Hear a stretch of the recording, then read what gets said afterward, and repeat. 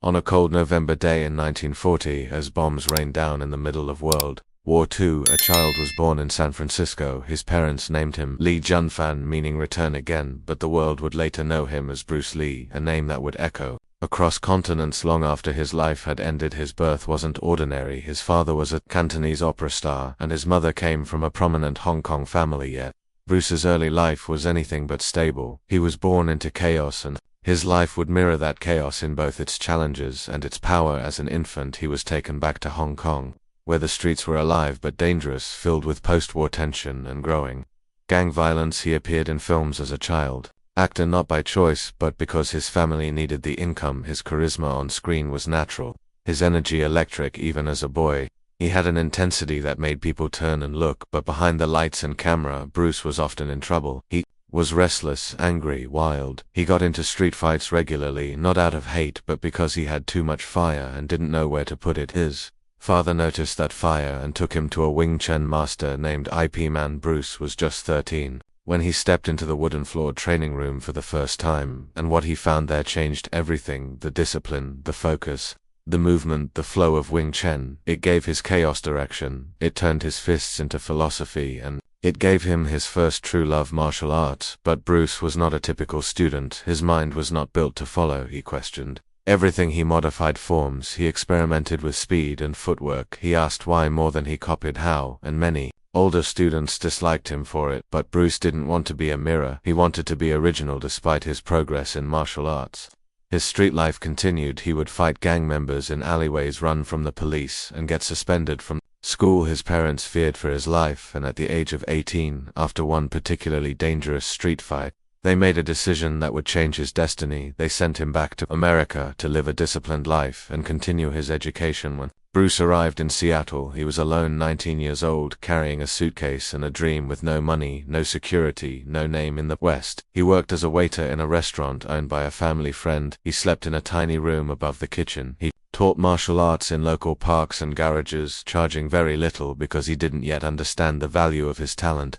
But what he lacked in resources, he made up for in absolute obsession. Bruce trained harder than anyone he met. He ran at dawn, trained until midnight, read philosophy and anatomy books between lessons.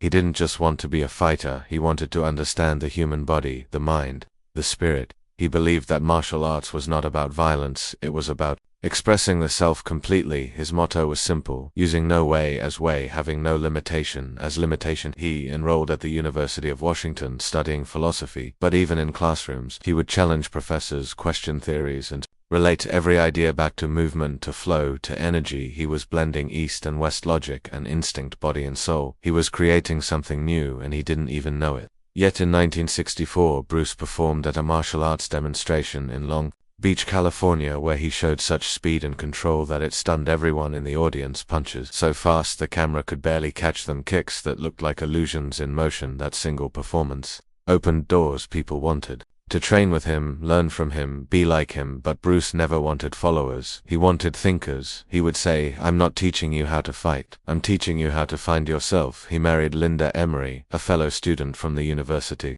and together they built a simple life, teaching classes, raising their children, and barely making ends meet. But Bruce was never after comfort, he was after legacy.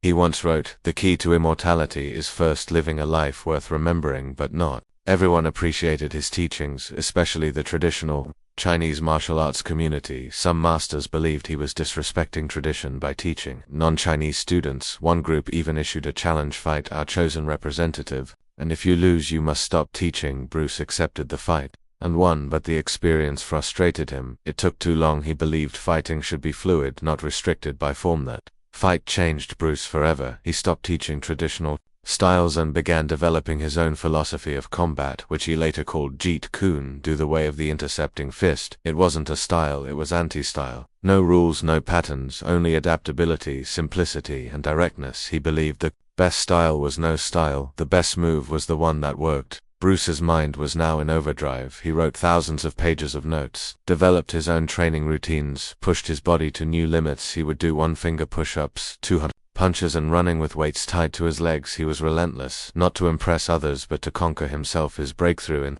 Hollywood didn't come easily. Casting directors didn't see him as a lead. They said he was too small, too foreign, too intense, but Bruce knew his worth. He refused to play stereotypes or sidekicks. He auditioned for roles only to be told to tone down his energy, to stop being so fast, but he never compromised because he knew that if you compromise once, you compromise forever. Eventually he got a role in The Green Hornet as Kato, and though it was a sidekick character, Bruce made it unforgettable. His movements were so fast that camera operators had to ask him to slow down because they couldn't film his real speed. But even then Bruce felt the limits of the American film industry. He wasn't given the stories he wanted to tell, so he returned to Hong Kong, and there he found an audience waiting for him. The films he made in Hong Kong were explosions of energy. Enter the Dragon, Fist of Fury, The Way of the Dragon, each one built not just as entertainment but as philosophy in motion. He wrote, directed, choreographed, and starred in his own vision. He became a global superstar, but he never let fame change his discipline. He trained every day, rewrote his scripts, worked on his English, and studied film editing, lighting, and camera work, because he didn't want to just act, he wanted to create. Bruce said, "To hell with circumstances, I create opportunities." And he lived by that rule. But just as the world began to recognize his greatness, his body began to break down. He suffered from seizures, headaches, intense physical exhaustion. He ignored most of it, continued training, continued shooting, pushing through pain because he believed every moment wasted was potential lost. And then on July 20th, 1973, just before the global release of Enter the Dragon, Bruce Lee collapsed and died at the age of 32. The world stopped, his fans cried, the film industry mourned, and for a moment it felt like a light had been extinguished far too soon. But what no one realized was that Bruce didn't live a short life, he lived an intense one, and in those 32 years he had burned brighter than most could. In 100 he had become more than a martial artist, more than an actor. He became a symbol, a force of discipline, self-belief, and human potential. A man who taught the world that true mastery begins not in the body but in the mind. Man, the living creature, the creating individual, is always more important than any established style or system. Bruce Lee once wrote, and it wasn't just a quote for him, it was a law. He lived by it. Every time he stepped into a room, every time he moved his body, every time he opened his mouth to speak, to teach, to challenge. For Bruce Lee, the real opponent was never another man, it was structure, stagnation, repetition, and fear, and he fought it with everything he had. After his death, people looked at his movies, his fight scenes, his explosive power, and called him a fighter. But the truth was, Bruce never fought for violence, he fought for expression. His entire existence was an argument against limitation, a walking philosophy that human potential was not something we reached, it was something we constantly chased, not by copying others, but by breaking ourselves open again and again, until something pure emerged. But very few people saw the cost of that pursuit, the pain, the failure, the long, dark moments that came between the flashes of greatness. People saw the speed, the grace, the shouting power, but they didn't see the hours alone in silent rooms, testing movements until his muscles failed, sketching diagrams, rewriting philosophy in the margins of old books, tearing down what he believed yesterday to make space for what he discovered today. Bruce was in a war with himself, and it never stopped. Even in his moments of success, there was a storm within him. When he returned to Hong Kong and his films started breaking records, he was finally loved, not just as a sidekick but as a lead. He became a national hero, his face on posters, his voice echoing through theaters. But Bruce wasn't celebrating, he was planning, building, pushing harder than ever, because he believed that every peak was just another beginning. He would say, "I am not teaching you anything.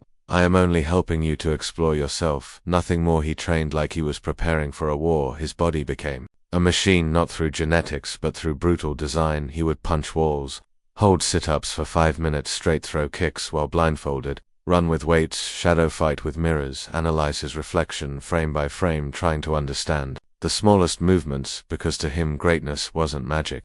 It was awareness refined again and again until it became instinct. But the world wanted more, and Bruce began to feel the weight of their expectations. Studios wanted sequels, brands wanted endorsements, people wanted explanations, fans wanted autographs. Everyone wanted a piece of the dragon, but Bruce didn't want to be owned. He didn't want to be packaged and sold. He wanted to stay pure to the message that martial arts was not about image, it was about essence, and that made him dangerous to systems that relied on control. He would often sit for hours meditating in silence, not to rest, but to clean the noise out of his mind, to return to that still point inside him where everything was clear. He wrote in his journals that true self-knowledge was the highest goal of martial arts, and that his fight scenes were just metaphors for deeper battles. They were expressions of freedom, freedom from fear, from hesitation, from Hesitation from ego. He didn't want to defeat opponents, he wanted to defeat illusion, but not everyone understood this. People called him arrogant, too intense, too rebellious. Some traditional martial artists hated how he dismissed form, others feared how fast he was becoming a symbol, a leader, a movement that couldn't be regulated. Even some in Hollywood began to pull back, worried that he couldn't be molded into a marketable shape. He was too wild, too real, too dangerous, and Bruce knew it. He knew that if he kept pushing, he'd break through something or burn out trying. Behind his smile, there was pain. His body was breaking down. His back had suffered a serious injury during training. He had been told by doctors that he may never kick again, but Bruce refused that fate. He laid in bed and wrote his training philosophies, studied human anatomy, listened to his breath, and planned his comeback when he stood again. He didn't just recover, he became faster, stronger, more precise, because his mind had never stopped, even when his body couldn't move. That recovery became a turning point, not just in his training but in his soul. He began to speak more about the formless form, about being like water, water that flows, that adapts, that never resists but always overcomes, and that became the heart of his message. Be like water, my friend, not because it sounds poetic, but because water is truth. Water doesn't ask for permission, it doesn't argue, it just becomes, and that is what Bruce was trying to teach the world. Become not a copy, not a label, not a tradition, but a force of your own nature. He built a small team around him, trusted people, students who believed in the same mission.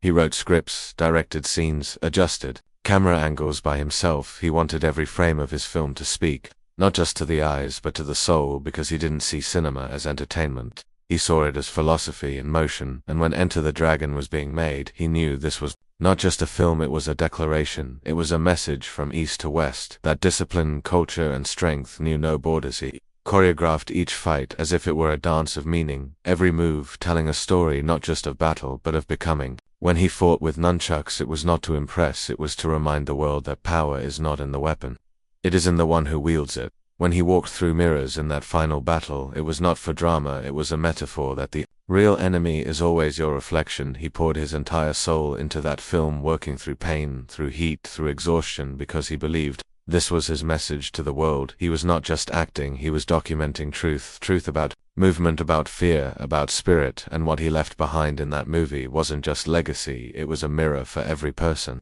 who ever felt small, afraid, or voiceless. It was a reminder that they too could rise, but Bruce didn't live to see the explosion. His heart gave out before the premiere. Some say it was exhaustion, some say mystery, but the truth is maybe Bruce knew he had given everything he could. Maybe he knew that legends don't stay forever, they arrive, deliver, and disappear, leaving behind a fire that others must carry forward. His funeral was filled with silence and disbelief. People didn't know what to do with that kind of loss. It wasn't just a celebrity dying, it was a shift. The world had lost a force that didn't just talk about change, but lived at every breath of it. And what made it even more powerful was how short his life had been, 32 years. Just 32, and yet he had become eternal. His wife Linda said that Bruce never chased fame, he chased growth, and that is why his name remained long after others faded away, because what he gave the world wasn't an image, it was a challenge. Find yourself, master yourself, express yourself, and never become what others want you to be. After Bruce Lee's body was laid to rest, after the tears were shed and the world returned to its noise, something strange began to happen. Instead of fading, his presence grew stronger. Instead of disappearing, he became larger. His voice echoed not just through martial arts dojos or film schools, but into classrooms, business boardrooms, hospitals, underground gyms, and open fields. His words became fuel, his philosophy became blueprint, and his face became the icon of what it meant to live with fire. Bruce never wanted followers, he wanted people to awaken to themselves, but what he left behind became more than a fan base, it became a movement, a global collection of souls who saw in him not just muscle and speed but purpose. He didn't give them a method, he gave them permission to break patterns, to question labels, to shatter expectations, and most of all to trust their own path even when no one else understood it. Jeet Kune Do didn't become a martial arts empire, it became a spirit, a whisper in the ear of every artist, athlete, warrior, and thinker that said flow, don't follow, adapt,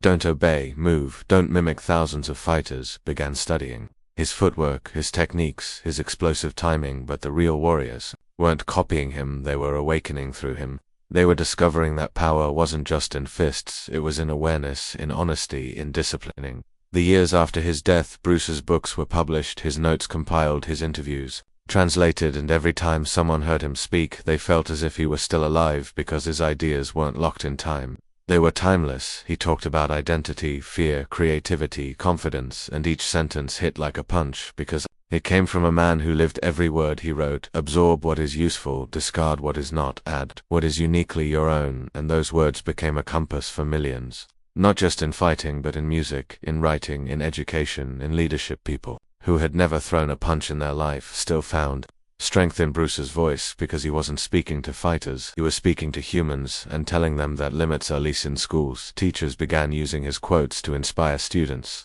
to think for themselves in hospitals. Therapists used his ideas to help patients recover confidence in prisons. Inmates read his philosophies and found a reason to grow stronger, not harder. In businesses, entrepreneurs used his mindset to take risks, to fail fast, to adapt fast, because Bruce had shown them that greatness doesn't come from perfection, it comes from alignment. His films were played in every country, dubbed in dozens of languages, and even decades later, new generations watched him with the same awe, because his presence on screen was more than acting. It was energy, pure and focused, a force that didn't age, didn't dilute, didn't fade. And the more people studied his life, the more they saw that behind every move was a message. Behind every success was sacrifice. People discovered the countless rejections. He faced the racism, the isolation, the physical pain, and yet he never turned bitter, never blamed, never stopped. He faced every war with curiosity, every insult with dignity, every delay with patience, and that became his real power, the ability to walk through storms without letting the storm change his direction. Artists like Jackie Chan, Jet Li, Donnie Yen all pointed to Bruce as the one who opened the door for Asian actors. Athletes like Kobe Bryant and Conor McGregor spoke about Bruce's influence on their mindset. Entrepreneurs like Elon Musk mentioned how Bruce's philosophy of speed and adaptability applied to business innovation, and beyond that, millions of people who would never be on screen or in lights still whispered his name every time they pushed past pain and chose growth. But perhaps the most powerful part of Bruce's legacy was how he balanced the world's East and West, tradition and freedom, control and flow. He wasn't trying to be one or the other, he was becoming both. He was the bridge, and that made him not just a fighter but a translator of cultures. He brought Eastern discipline to Western chaos, and Western individuality to Eastern hierarchy. He showed that strength had no race, that truth had no country, that wisdom had no borders. His daughter Shannon Lee carried his message forward, not by turning his story into a brand, but by protecting it as a message. She said, "My father was not trying to be famous, he was trying to be real, and that is why he still matters." His son Brandon Lee too walked in his father's footsteps, an actor, a martial artist, a soul on fire. But fate repeated itself, and Brandon too passed away young while filming, and the world once again felt the pain of potential lost soon. But the Lee family understood what most don't, that life isn't measured by length, but by impact. Both father and son didn't live long, but they lived full, and through their stories the world was reminded again that living fully means living fearlessly, not without fear but beyond it. Even today, Bruce's teachings are studied in leadership programs, military academies, elite sports camps, and even in therapy rooms. Because he wasn't offering technique, he was offering transformation. He once said, "Empty your mind, be formless, shapeless like water," and that became more than a quote. It became medicine for people stuck in doubt. It became a torch for those trapped in identity. It became an anthem for those ready to break free. His life reminds us that being different is not a weakness, it's a weapon, that being misunderstood is not a curse. It's a sign you're ahead, that being rejected is not an ending. It's an invitation, and most of all, that greatness is not found, it is forged through failure, through discipline, through unwavering clarity of purpose. Bruce Lee's story is not about a man who knew how to fight, it's about a man who knew how to live. It's not about a body that moved fast, it's about a soul that moved deep, and though his heart stopped beating, his impact never did.